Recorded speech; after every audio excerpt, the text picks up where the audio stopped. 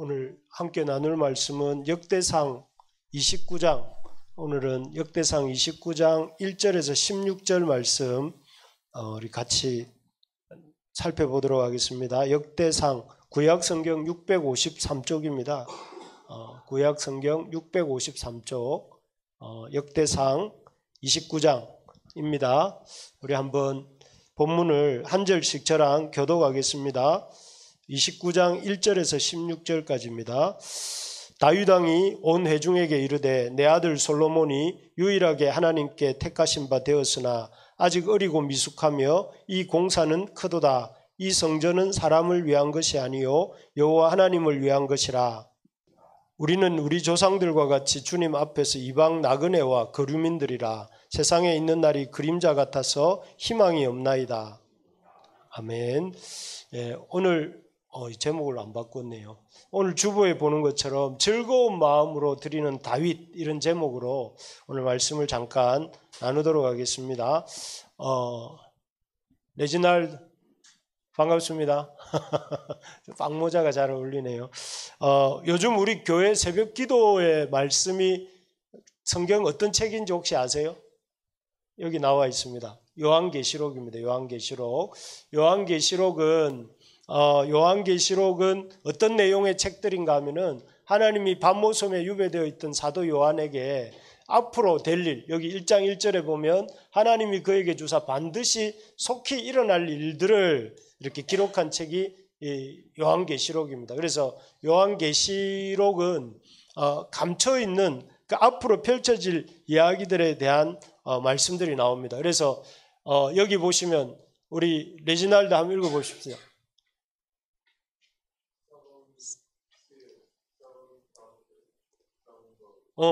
일곱 인, seven seals, 일곱 나팔, seven trumpet, 일곱 대접, seven bowls. 다카바이상 please. 네, 트럼펫도 bowls. 이게 다 저도 이제 일본어가 조금씩 들리는 것 같습니다. 우리 다카바이상이 읽어주면 좀 눈이 가는 거 보면. 그런데 어쨌든 이 계시록은 특이하게 그 속히 될 일들을 어떻게 펼쳐 보여주는가 하면 777인데요. 처음에는 일곱 인, 그 다음에 일곱 나팔, 일곱 대접, 이렇게 아주 잘 기억하기 좋도록 이렇게 되어 있는 구조입니다. 그래서 먼저 우리가 지난주에 살펴봤던 것은 일곱 나팔에 대해서였습니다. 여기 보면 이제 어린 양의 손에 펼쳐져 있던 책을 한 천사가 받아와서 그 보좌에 앉은 이의 손에 있던 그 두루마리 책을 죽임당한 어린 양이신 예수님께서 가지고 오셔서 이렇게 인을 떼요. 봉인되어 있다 이런 거 있잖아요. 봉인을 하나씩 해제할 때마다 이렇게 쭉 첫째 인, 둘째 인, 셋째 인 하다가 이제 마지막 일곱째 인을 떼실 때 이제 7명의 천사가 나옵니다. 7명의 천사가 나와서 나팔을 들고 나타나는데 그 나팔을 하나씩 불 때마다 이렇게 어떤 일이 일어난지가 이제 8장부터 9장, 10장, 11장까지 이렇게 기록되고 있는데 지난주 이 내용을 보았습니다. 짧게 한번 요약을 해보면 이렇게 되어 있습니다. 구조가 일곱인, seven seal, 여기 7인이 떼질 때마다 이런 사건들이 나오고 그 다음에 7번째 나팔이 불 때에 7번째 인이 떼어질 때 7 나팔이 등장하고 그 나팔들이 또 이렇게 불리는 거예요. 그래 불리다가 마지막 7 나팔이 불릴 때 7 대접이 등장해서 또 이렇게 해서 마지막 7 대접이 쏟아지면서 7인, 7 나팔, 7 대접 재앙이 완성이 되는 구조거든요. 그런데 이게 보면 이제 첫째 나팔, 우리 지난주 보았던 내용을 중심으로 한번 나누면 첫째 나팔이 불릴 때에 우박과 불로 여기 나오는 것처럼 땅과 수목의 3분의 1이 불에 탑니다. 우리 레지날드 한번 읽어보세요.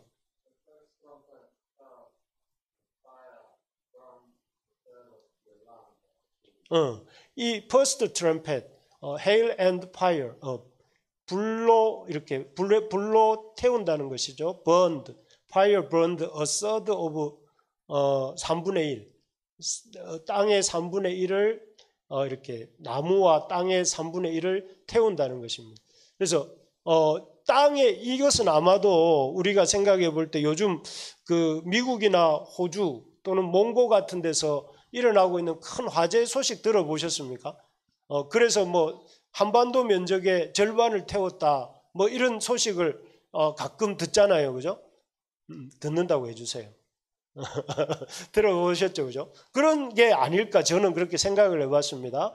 그래서 땅에 이런 우리가 생각하지 못했던 그런 큰 불이 나고 또 그로 인해서 많은 수목이 뭐 지구 온난화 때문이기도 하고 이런 현상들이 나타나는 거 아닐까 이렇게 생각을 해봤고요. 둘째 나팔 이렇게 보면 불 붙는 큰 산과 피로 바다 생물 3분의 1이 죽고 배의 3분의 1이 깨어졌다고 나와요. 우리 다카바시상 두 번째 나팔 한번 읽어주십시오.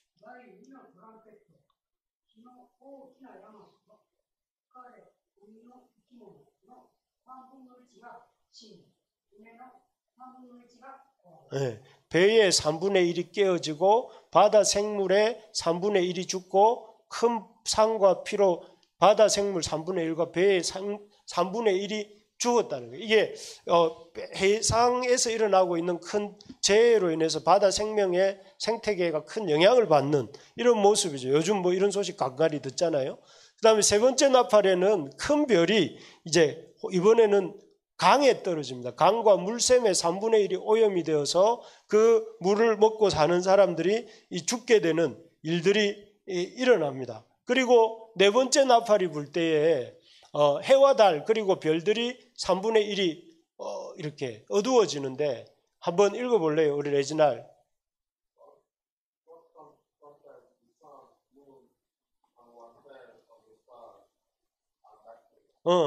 이 별들이 해와 달과 별들이 어두워지는 이런 일들이 일어납니다. 그런데 이런 자연재해들이 일어나는 이유가 우리가 뭐 이렇게 굳이 제가 해석을 붙이지 않더라도 여러분 요즘 우리 주변에 일어나고 있는 자연 기후 온난화라고 온난화 현상이라고 대표 말해지는 그런 현상들이 그냥 일어나고 있는 것이 아니라 이 일곱 인 때도 마찬가지고 일곱 나팔이 불려질 때에 이런 일들을 일어나게 하시겠다는 거예요, 하나님. 그래서 우리는 흔히 이런 걸 보면서 참 그냥 그런가 보다 생각하지 모르지만 하나님은 이것을 우리 인간의 탐욕을 일깨우시고 또 돌이키게 하시기 위해서 이 세계적인 가뭄이나 산불이나 또는 식수오염이나 대기오염들에 대해서 이렇게 그런 일들이 일어나게 하신다는. 그래서 우리가 그런 것들을 보면서 참 원래 인간을 하나님 왜 만드셨냐면 온 세상을 다스리라고 만드셨잖아요, 그죠? 생육하고 번성하고 땅을 잘 다스리라고 만들으셨는데 사람들은 인간의 욕망으로 인해 가지고 그 자연을 마구 파괴하고 또 마구 이렇게 다루다가 보니까 지구 환경이 점점 이렇게 망가지고 있는 현실이 이 속에 들어 있으면서 그렇기 때문에 우리가 그런 현상들에 대해서 이런 현상들을 보면서 뭐 그런가 보다 지구에 불이 났나 보다 이렇게 생각하지 말고 어떤 식수가 오염되었나 보다 이렇게 생각하지 말고 우리가 이 하나님이 이 세상 만물을 관리하라고 세워주신 하나님의 피조물로서 이런 것들을 좀 내가 어떻게 해봐야 되겠다. 그래서 전기도 좀 아껴 쓰고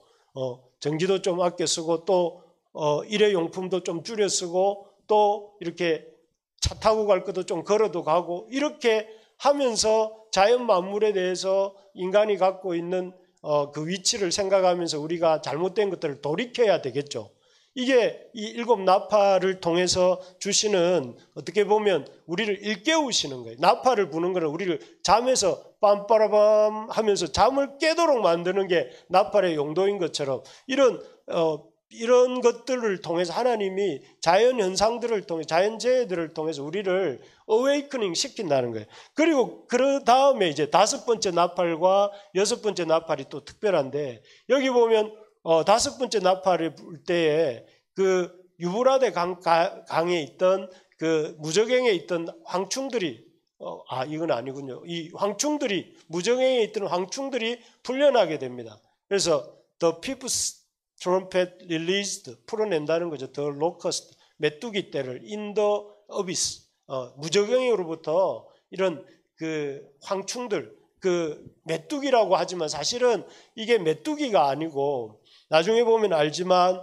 메뚜기 모양으로 이렇게 생겼어요. 그래서 여기 보면 그들에게 왕이 있는데 무적행의 사자라. 히브리어는 그 이름이 아바돈 또는 헬라어로 아블루온이라고 하고 그 황충들이 등장하는데 이 황충들의 그 대장이 누구냐면 아바돈 또는 아블론이라고 불리고, 이 황충들은 나와서 이렇게 풀을 뜯어먹는 것이 아니라 사람들을 괴롭힙니다. 그래서 사람들이 얼마나 괴롭힘을 당했는지 죽기를 구하여도 죽지 못하고 죽고 싶으나 죽음이 그들을 피해갈 정도의 고통을 당하는 이런 장면이 등장을 합니다. 그래서 이걸 통해서 이 황충들은 우리가 딱 꼬집어 말한다면 아주 마지막 때에 등장하게 될 이 각종 사단의 졸개들, 예를 들면 뭐 그런 거겠죠. 요즘 활개를 치고 날뛰고 있는 여러 가지 이단들이나 또 가짜 어떤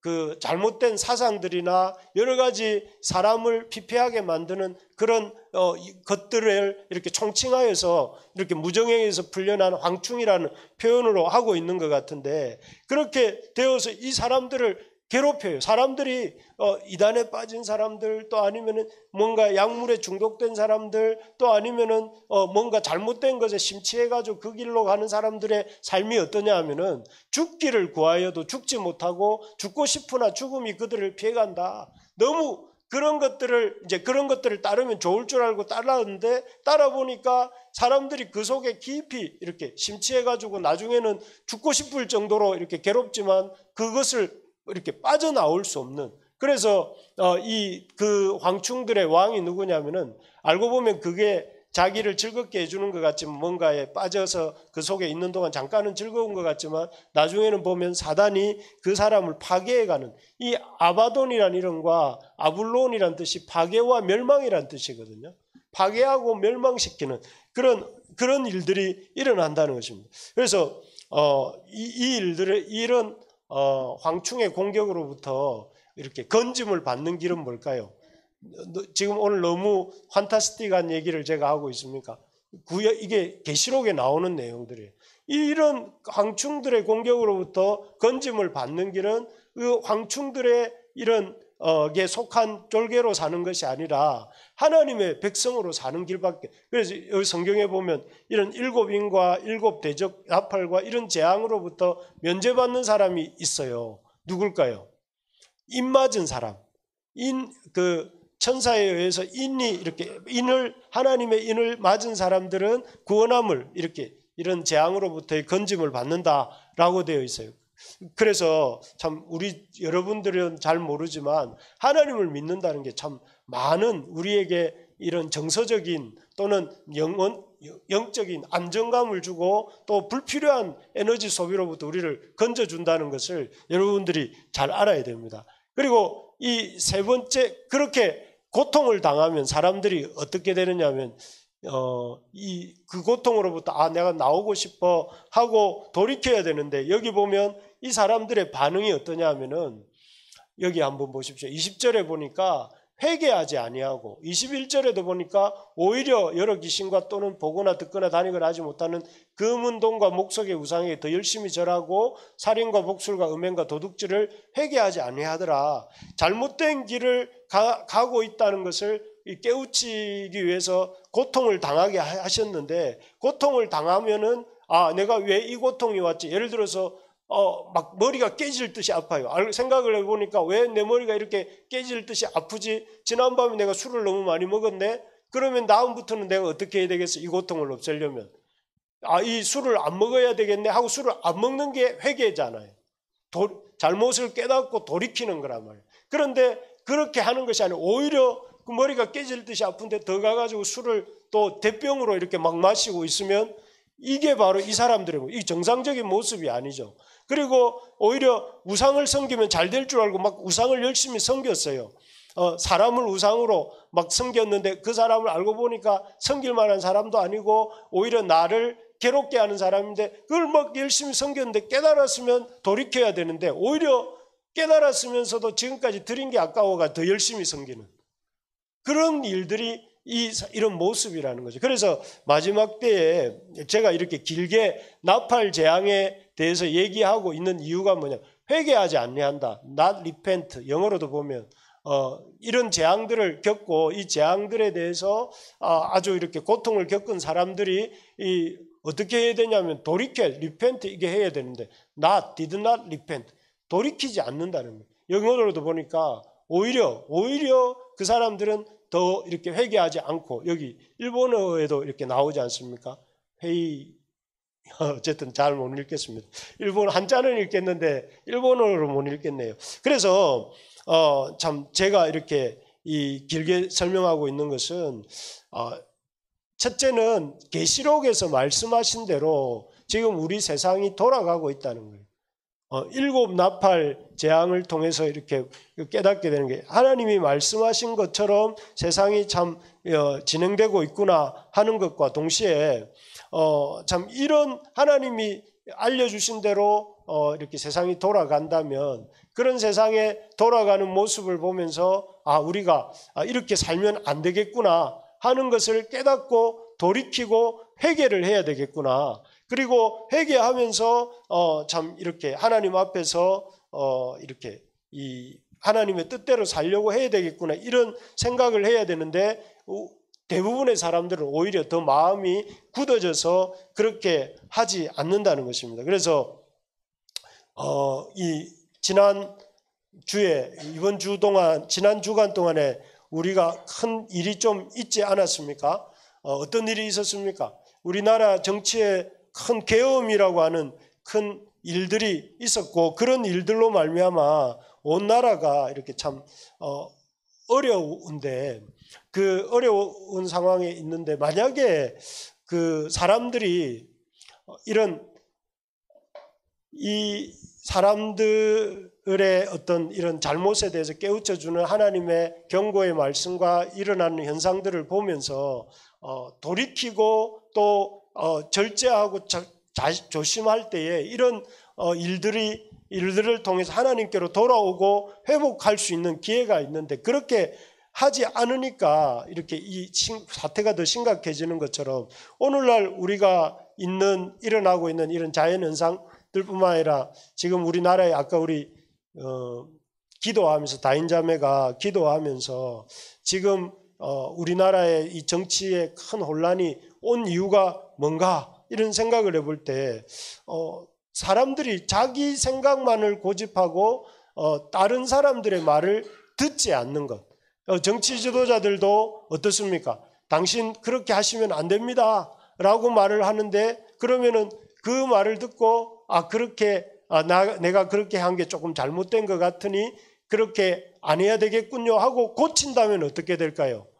그것이 오히려 전화위복이 되겠죠. 잘못됐던 것들을 고치고 더 바른 대로 나아갈 수 있는 게 될 것이고 반면에 또 이렇게 그 정치 지도자들뿐만 아니라 우리도 하나님 말씀을 들을 때에 그 하나님 말씀을 듣고 그 말씀을 목사님이 다음 주부터는 10분 일찍 오십시오. 제가 여러분들한테 얘기하고 있지 않습니까? 여러 주 동안. 그럴 때 목사님이 10분 일찍 오라는 것은 예배에 대해서 내가 어떤 태도를 가지고 이렇게 준비된 마음과 하나님을 예배하는 태도로 살아야 된다는 걸 말씀해 주시는구나 생각을 하고 태도를 바꾸고 나오면 그 사람에게는 그게 좀 힘들지만 듣는 당시는 힘들지만 그 사람의 생각과 삶이 바뀌는 계기가 되겠죠.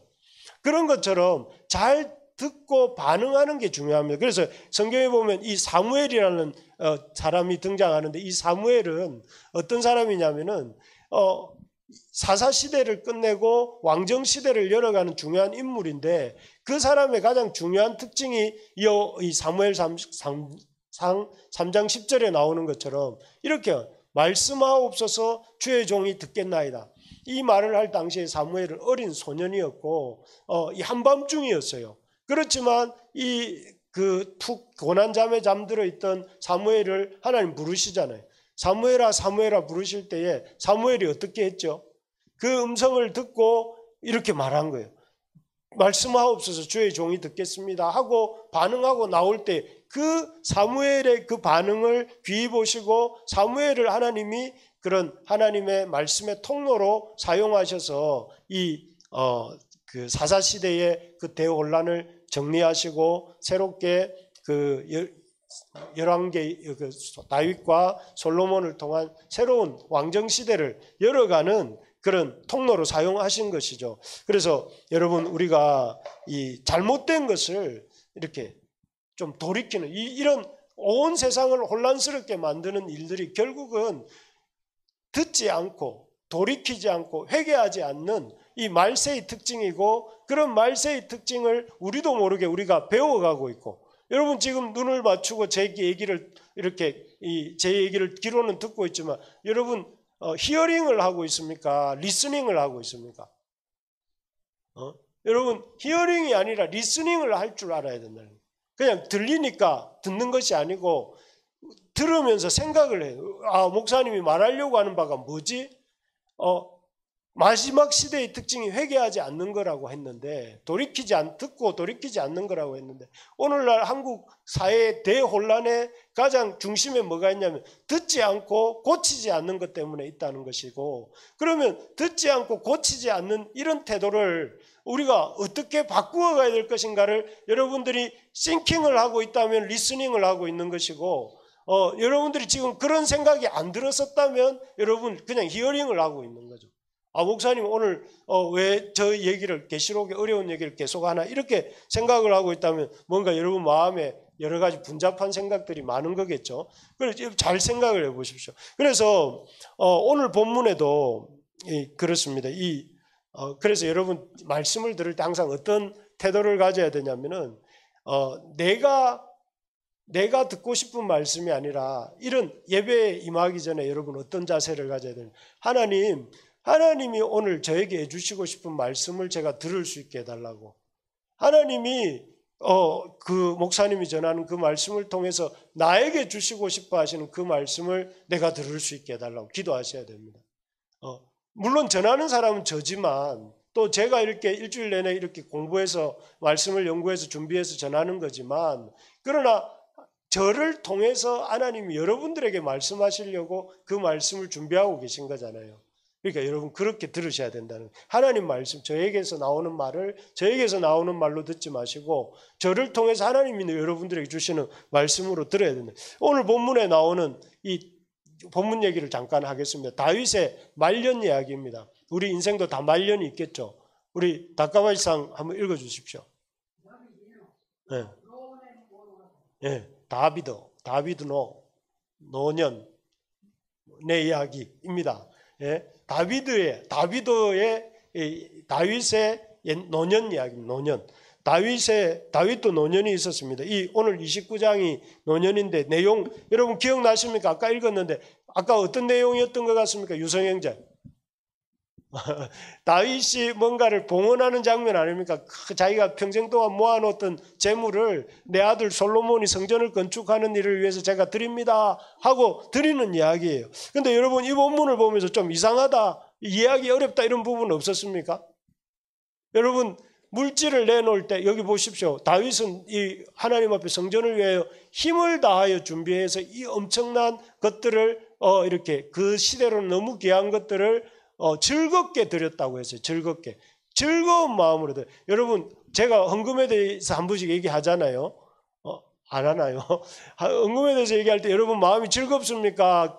무겁습니까? 아니면 빨리 지나갔으면 좋겠습니까? 뭐 아무 생각이 없습니까? 뭐 어떤 것이든 여러분 한번 생각해 보면서, 대부분 솔직하게 말하면 헌금 얘기할 때 말하는 사람도 무겁고 또 듣는 사람도 이렇게 참 이렇게 진지하게 고민스럽게 듣잖아요. 그런데 이 사람들은 어떻습니까? 힘을 다하여 즐겁게 즐거운 마음으로 이렇게 하나님 앞에 드리고 있다는 것이죠. 그럴 때 여러분 이상하다, 저 사람도 어떻게 자기 물질을, 그것도 적은 양이 아니라 어마어마한 헌금을 하나님 앞에 올려드리는데 즐거울 수 있을까? 사실 다윗은요, 여러분 다윗이 욕심 많은 사람이라는 거 아시죠? 뭘 근거로 제가 그래 말할까요? 다윗은 자기 아내가 그렇게 많은데도 그걸 만족하지 못하고 남의 아내까지 빼앗은 사람 아닙니까? 남의 아내까지 빼앗았고 그 빼앗은 것도 모자라서 그 아내의 남편조차도 죽게 만들었으니까 욕심 많은 사람이죠. 그런데 그 다윗이 지금 이렇게 즐겁게 하나님 앞에 드릴 수 있었다는 것은 다윗에게 뭔가 큰 변화가 온 거 아니에요? 생각의 변화가. 욕심 많은 다윗이 하나님 앞에 즐겁게 드리는 다윗, 백성을 위하여서 자기 것을 내어놓는 다윗이 어떻게 된 걸까요? 다윗이 이렇게 즐거워하고 감사하며 드릴 수 있었던 이유, 한번 레지날드 한번 읽어주세요.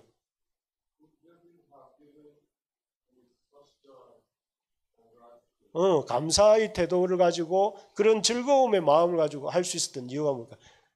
준아 양 플리즈 한번 읽어보시죠.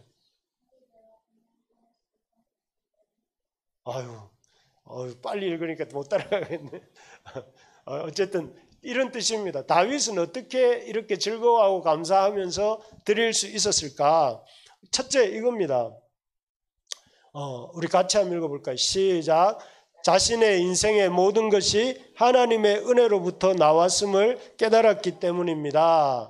예, 이렇습니다. Because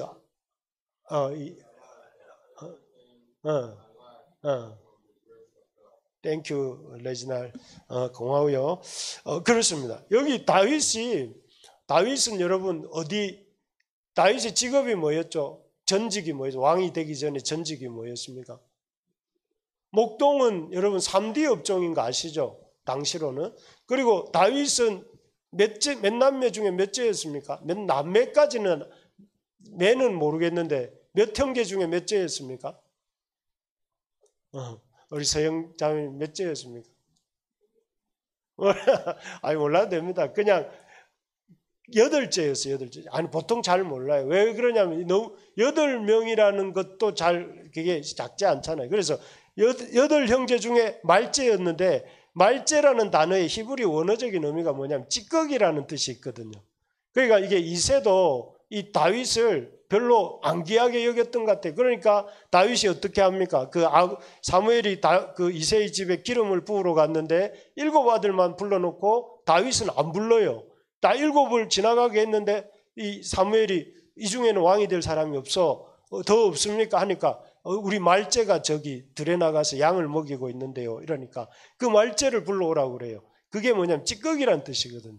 그런데 그 다윗이 지금 어떻게 되었냐면 왕이 되어서 통일 이스라엘의 왕이 되었고 하나님의 그 전을 건축할 수 있는 그런 사람으로 여김받는 그런 가문의 그 원조가 될 수 있었던 것은 자기는 기억하는. 그래서 다윗은 자기의 그 인생을 쭉 돌아보니까 자기가 그 보잘것없었던 가문에 보잘것없는 8째에서 오늘날 이렇게 하나님의 성전을 비록 지금 자기는 허락이 되지 않았지만 자기의 아들 솔로몬이 지을 수 있도록 허용을 받은 것이 이게 하나님의 은혜로부터 온 것이다 하는 것을 깨달은 것이죠. 그래서 여기 이 고백이 이렇게 말합니다. 11절에 보면 여호와의 위대하신과 권능과 영광과 승리와 위엄이 다 주께 속하였으니 부와 기가 주께로 말미암고 자기를 이 모든 사람을 크게 하심, 자기를 크게 해주셨잖아요. 그리고 자기를 강하게 해주신 것도 하나님이 하신 것입니다. 이렇게 고백을 하고 있습니다. 만약에 이 다윗을 한번 생각해 봅시다. 다윗이 골리앗하고 싸워서 이겼잖아요. 근데 다윗의 눈에 골리앗의 맞박이 골리앗의 이마가 아주 이렇게 운동장만하게 보인 거 아니겠습니까? 다윗이 물맷돌을 던질 때에 그거는 누가 그렇게 보이게 하신 걸까요? 다윗에게 그런 용기, 골리앗의 이마를 그렇게 거대하게 볼 수 있도록 안 든 마음이 어디서 온 걸까요? 다윗이 원래 용감해서 그럴까요? 다윗보다 용감한 사람이 없었을까요? 그렇게 보이게 해주신 거죠. 그리고 또 하나, 다윗이 그 사울에게 쫓겨서 여러 해 동안 아주 고생을 하는데 그 고생하는 동안에 일탈하지 않고 견뎌낸 것, 10여 년의 시간을 견뎌내는 그 인내력은 어디서 온 걸까요? 다윗이 원래 인내심이 많은 사람이어서 그런 걸까요? 여러분 한번 생각해 봅시다. 앞에 회개하지 않는 사람들 얘기 쭉 들었는데 여기 앉아있는 사람 다 회개 잘 안 하는 사람들이잖아요. 저를 포함해서 여러분들도 절대 잘 안 고쳐요. 남의 말 잘 안 듣잖아요. 그런데 회개 잘 안 하는 우리가 어떻게 회개하고 내가 내 인생의 주가 아니라 하나님이 내 인생의 주님이십니다. 예수 그리스도가 나의 주님이십니다. 예수 그리스도의 그 십자가에 나의 죄를 대속하여 주신 그 은혜를 감사하고 주님을 나의 주님으로 모시겠습니다 라는 마음을 누가 준 걸까요? 우리가 특별히 더 부드러운 마음, 우리가 특별히 더 하나님 앞에 더 이렇게 옥토 같은 마음이 어서 그런 걸까요? 표면적으로 그렇게 슬쩍 생각할지 몰라도 근본적으로 너희가 그 은혜를 인하여 믿음으로 말미암아 구원을 얻었나니 이것이 너희에게서 난 것이 아니요. 뭐라고요? 하나님의 선물이라고. 믿음이 어디서 왔어요? 회개하는 마음이 어디서 왔어요? 우리에게 용기를 내는 마음이 어디서 왔습니까? 인내할 수 있는 마음이 어디서 옵니까? 하나님을 찬양할 수 있는 이 경상도 사람의 마음에 하나님을 찬양할 수 있는 마음을 주신 분이 누굽니까? 하나님 앞에서 살아야 되겠다. 나밖에 모르는 저 같은 사람이 하나님을 위해서 살아야 되겠다고 생각할 수 있는 그런 마음이 어디서 온 걸까요? 이게 바로 하나님 은혜라는 거예요. 은혜. 하나님 은혜가 다윗의 인생을 생각하면 나를 강하게 하신 분이 누구지? 내가 강해서 내가 강한 건가? 아니고 하나님이 나를 강하게 하셨잖아. 하나님이 나를 부하게 하셨잖아. 하나님이 나를 여기 이 자리까지 오게 하셨잖아. 그렇게 생각을 다윗이 할 때에 다윗의 마음속에 뭐가 오느냐 하면은 하나님 앞에 내가 가진 것 중에 내게 있었던 게 뭐가 있을까요? 여러분, 우리가 갖고 있는 이 생명 우리가 취한 겁니까? 우리가 만든 겁니까? 우리가 누군가에게 아주 잘해가지고 획득한 것입니까? 생명 내 것이 아니에요. 우리에게 있는 모든 재능, 우리에게 있는 모든 삶의 축복들, 그건 내가 잘나서 받은 게 아니라 하나님 은혜라는 거예요. 하나님 은혜. 그럴 때 다윗이 이렇게 하나님 앞에 그 자기의 것들을 내어드릴 수 있는 그 마음이 생긴 것이죠. 그렇지 않습니까, 여러분? 저는 요즘 무슨 생각이 드냐면 이 찬양이 오늘 나중에 부를 거죠. 왜 내게 믿음 주셔서 어떻게 되죠? 가사가 그 가사가 제가 이렇게 믿음 주셔서 내 마음이 항상 편한지 난 알 수 없도다.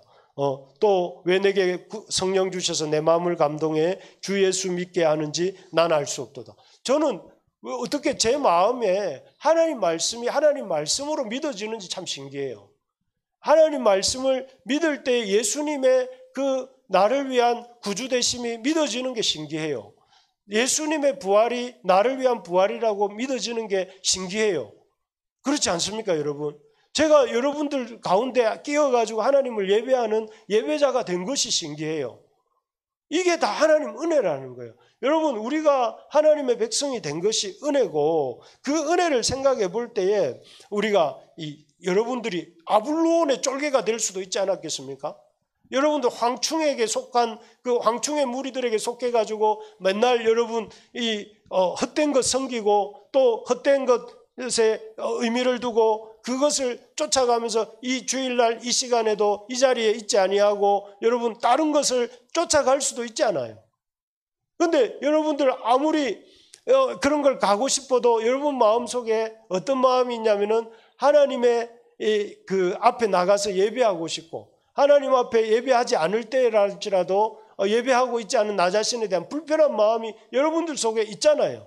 하나님 앞에 예배해야 되는데 내가 이 시간에 여기에 있으면 안 되는데 하는 마음이 있단 말이에요. 그 마음이 누가 주는 거냐? 하나님 주시는. 그게 여러분들이 황충에게 속한 자가 아니라 하나님께 속한 자라는 걸 보여주는 거거든요. 그래서 그런 것들이 참 우리가 그런 하나님의 백성이고 하나님의 자녀가 된 것이 그 하나님 앞에 감사하다는 것이. 그래서 이 다윗이 이렇게 하나님 앞에 드리는 것입니다. 드리는 것. 그래서 여러분 우리를 하나님의 자녀 삼아 주시고 하나님의 그 말씀을 믿는 믿음 주시고 또 그 믿음 가지고 살아가게 해주신 것을 감사함으로 하나님 앞에 드릴 수 있는 것입니다. 여러분들이 어떻게 하나님 앞에 드릴 수 있는 자가 되는가? 다윗과 같이 하나님 앞에 드릴 수 있는 자가 된다는 것은 여러분들에게 속한 것이 우리에게 속한 것이 우리의 것이 아니라 하나님께로부터 왔다는 것. 그리고 우리에게 속한 그것이 언젠가는 또 아무것도 없어요. 그래 살아보면 여러분 우리 일주일 전 이 시간에 일주일 전 이 시간에 예배드리고 있었겠죠. 일주일 전 뭐 먹었던 맛있는 음식 기억납니까? 기억 안 나죠. 그 순간에는 엄청 맛있게 먹었겠지만 기억 안 나면, 아니면 뭐 작년에 영광스러웠던 순간 기억이 납니까?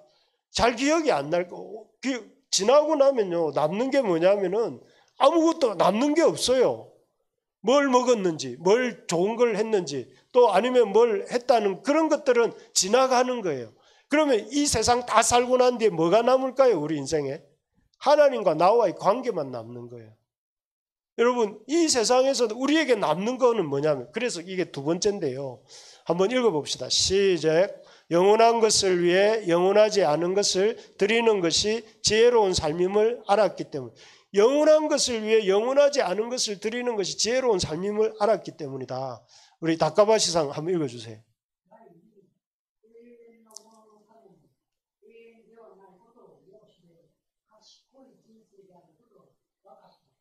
예, 이 뜻이 여기 보면 우리 레지날드도 한번 읽어주세요.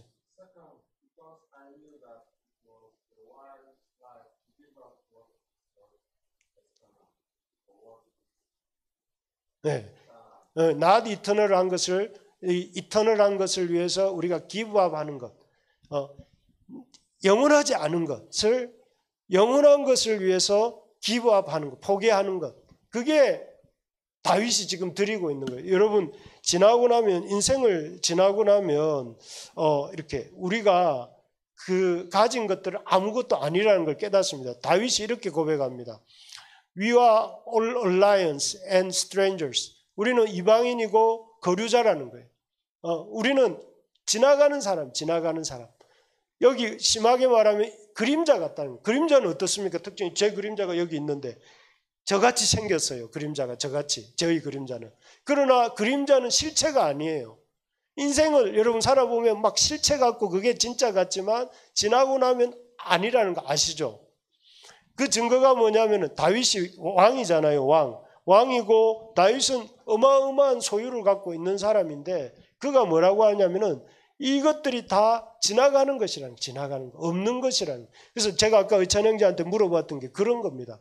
우리 인생에서 대단하다고 생각했던 것들이지만, 어떤 대단한 것들이라고 생각했던 것들이지만 시간이 지나고 나면 별거 아니라는 걸 깨닫게 되는 게 너무 많고 생각조차 안 나는 게 너무 많아요.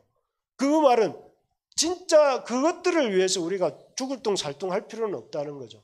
그렇다면 우리가 진짜 중요한 게 뭔가? 다윗은 생각한 거죠. 다윗은 생각하고 선택한 것이 뭐냐면은 바로 하나님의 전을 짓는 것. 다윗에게 성전이란 하나님 그 자체였어요. 그냥 우리가 생각하는 교회 이전, 교회당 이 정도의 의미가 아니라 다윗이 생각하는 성전은 하나님의 임재 그 자체였거든요. 그러니까 다윗이 그 성전 건축을 위해서, 비록 나는 가지만 사실 다윗은 자기가 가진 모든 것을 성전 건축을 위해 드렸다고 해도 다름없어요. 그 건축을 위해서 다 드릴 수 있었던 이유는 무엇이냐면은 영원한 것이 하나님이고 영원하지 않은 것이 자기가 소유한 것들이기 때문에 그런 것입니다. 그렇게 드릴 수 있었던 것이죠. 여러분 돈을 벌잖아요. 돈을 많이 버시기 바랍니다. 그래서 좀 우리 교회 이전 같은 거 할 때 목사님 많이 힘드시다면서요. 제가 이 건물 사드리겠습니다. 이 건물 사드릴 테니까 목사님 편안하게 목회하십시오 하고 말할 수 있는 우리 형제자매들이 많이 있었으면 좋겠어요. 목사님 얼마 필요합니까? 네, 3천만 원 있으면 좋겠는데 목사님 1억 드리겠습니다. 마음껏 쓰십시오. 이러면서 딱 그런 날이 올라오는 갑자기 울컥해지네요. 그런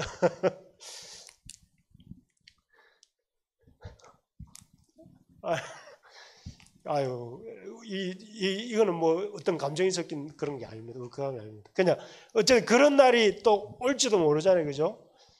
그 돈을 많이 버십시오. 그런데 돈을 많이 벌고 그런 날이 왔으면 좋겠다는 의미에서 제가 그런 게 아니라 여러분들이 돈을 버는 목적이 무엇이어야 되는가?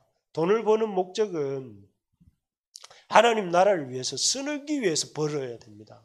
그래서 여러분 내가 이 돈을 벌어가지고 사람 살리고, 사실은 사람 살리는 것보다 더 중요한 게 뭐냐면 하나님을 위해 쓰는 게 더 중요해요. 우리가 왜 한 사람에게 복음을 열심히 가르칩니까? 그 사람이 정말 대단해서 그렇습니까? 아닙니다. 사실 내가 어제 생각을 해보니까 하나님이 우리가 한 사람 한 사람을 귀하게 여기고 그 사람에게 복음을 전하고 그 사람에게 말씀을 가르치는 이유가 무엇입니까? 그 사람이 정말 대단했습니까? 아닙니다. 더 엄밀하게 말하면 하나님이 그 사람을 귀하다고 말씀하셨기 때문에 귀한 거예요. 하나님이 한 사람을 귀하다고 말씀하시니까 그 사람이 귀한 거잖아요. 그러니까 그 사람을 우리가 이렇게 한 사람 한 사람을 귀하게 여기고 그 사람을 위해서 우리의 시간을 쏟고 우리의 마음을 쏟고 우리의 힘을 쏟는 거잖아요. 하나님이 귀하다고 하신 게 귀한 거예요. 하나님께 속한 것이 귀한 것이죠. 그래서 여러분 돈을 버는 이유도 하나님하고 내가 관련되는 삶을 살고 싶기 때문에 벌고 또 그렇게 쓰는 그런 우리가 됐으면 좋겠습니다. 그리고 여러분 그 교회를 세우는 일도 마찬가지입니다. 교회를 세우는 일도 우리 교회가 중요하기 때문에 우리가 교회를 열심히 세우는 것이 아니라 하나님이 이곳에서 하나님의 말씀에 이 터전으로 세우려고 하시기 때문에 중요해요. 여러분 하나님이 우리 교회가 없었으면 라왁 같은 사람이 아니면 우리 레지날드 같은 사람이 우리 다카바시상 같은 분이 또 아니면 우리 같은 사람이 어디 가서 하나님 말씀을 듣고 예배하고 회심하는 역사들을 경험할 수 있겠어요. 모든 교회들은 이유가 있는 거예요. 존재하는 이유가. 우리 교회도 존재하는 이유가 있어서 여기에 있는 거잖아요. 그래서 우리가 하나님이 우리를 이렇게 이 뜻한 바가 있으셔서 여기 세우셨다는 걸 생각하면서 하나님 때문에 우리가 교회 이전을 위해서도 기도하는 것입니다. 그래서 여러분 우리에게 이런 참 하나님 안에서 그래서 저는 우리 청년들이 또 우리 여기 있는 우리 부르심의 가족들이 바른 물질관을 가졌으면 좋겠습니다. 바른 물질관이면 물질의 대원칙이 첫 번째가 우리가 받은 은혜 때문에 감사해서 앞에 말씀드렸잖아요. 다윗에게 있었던 그 모든 인생의 그 순간순간들을 이렇게 있게 해주신 그것이 하나님의 은혜라는 골리앗을 이길 수 있었던 거 하나님 은혜죠. 그 힘든 시간을 견딜 수 있었던 거 하나님 은혜죠. 아들 압살롬이 반역해서 칼을 자기 목에 대었지만 그 압살롬을 참 이렇게 참아내고 압살롬의 그 반역을 이겨낼 수 있게 했던 그것도 하나님 은혜잖아요. 그 은혜에 감사해서 두 번째 뭡니까? 우리가 하나님 앞에 드릴 수 있는 것은 하나님께 드리는 것이 가장 귀한 것이기 때문에 그런 것입니다. 그래서 여러분 인생을 살아가면서 제일 중요한 것은 하나님 앞에 사는 것입니다. 하나님 앞에. 그래서 물질도 하나님을 중심에 놓고 물질을 생각하고 또 받은 은혜를 귀하게 생각함으로 하나님 앞에 물질을 드리고 그런 우리 모두가 되기를 주님의 이름으로 축복합니다.